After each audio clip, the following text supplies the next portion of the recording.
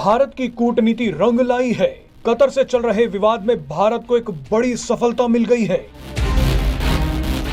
भारत सरकार के एक्शन के बाद अब पूरी उम्मीद है कि भारतीय नौसेना के 8 पूर्व नौसैनिकों को अब फांसी नहीं होगी। कतर को भारत सरकार के आगे झुकना ही पड़ गया है। भारत ने कहा था कि कतर कोर्ट को अपने फैसले पर दोबारा विचार करना होगा।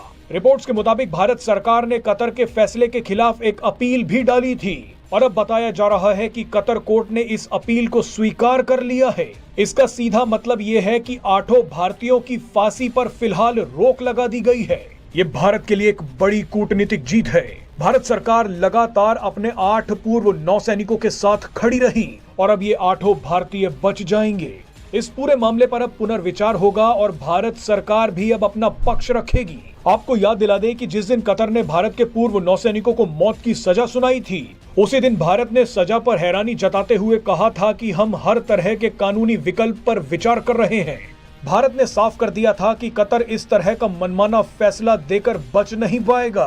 कतर ने जिस तरह से भारतीय नागरिकों को गिरफ्तार किया, जिस तरह से इन भारतीय अधिकारियों पर इजराइल के लिए जासूसी के झूठे आरोप लगाए गए और फिर जिस तरह से चुपचाप इन्हें सजा सुना दी गई, उसने पूरी दुनिया को हैरान कर दिया था। भारत ने जब कतर से सबूत मांगे तो कतर के पास कोई सबूत नहीं थे। कतर को लग रहा था कि वो कोई छोटे मोटे देश से पंगा ले रहा है, लेकिन कतर शायद जानता नहीं था कि भारत कितनी बड़ी ताकत है। सिर्फ 1 महीने में कतर को घुटने टेकने पड़ गए हैं। अब आपको कतर की एक बड़ी मक्कारी दिखाते हैं।